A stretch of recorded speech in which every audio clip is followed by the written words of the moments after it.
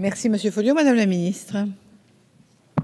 Merci Madame la Présidente. Monsieur le député, il y a un certain nombre de questions dans l'interrogation, dans ce que vous m'évoquez. Moi, je voudrais revenir notamment sur la question de la création et du développement et du soutien des entreprises. Et je veux redire toutes les actions que le gouvernement a pu mettre en place, notamment parce que, on le sait, vous évoquez la notion de territoire, la notion de développement de l'activité économique, et de nombreuses solutions sont possibles par rapport à ces entreprises individuelles ou selon l'évolution d'autres formes d'entrepreneuriat. On a par exemple des microcrédits et des prêts d'honneur d'associations, comme l'a dit, qui peuvent être mises en place, et on voit comment elles peuvent dans nos territoires répondre à certains besoins, notamment pour des micro-entreprises avec des compléments d'accompagnement, notamment avec les financements NACRE, les prêts à taux zéro, le nouvel accompagnement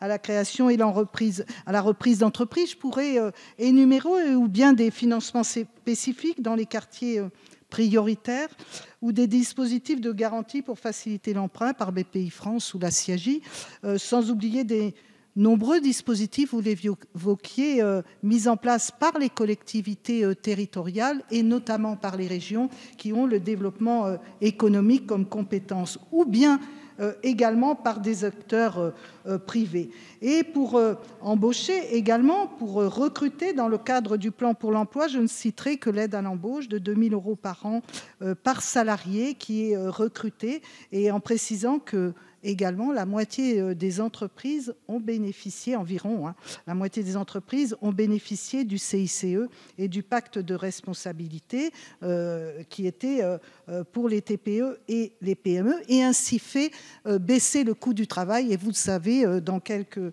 mois, ce sera une baisse de charges. Donc l'enjeu, en fait, il est l'accès à ces dispositifs. Comment, pour des entreprises qui souhaitent s'installer, qui souhaitent se développer, elles peuvent avoir connaissance des dispositifs. Et je mets en place là des travaux pour effectivement répondre à ce besoin et à ce besoin des entreprises, comment elles peuvent s'installer, connaître les dispositifs et se développer pour le premier emploi, mais pour aller se développer à l'export également, comment elles peuvent grandir. C'est l'enjeu que nous avons là. Merci Madame la ministre. De nouveau Monsieur Folliot.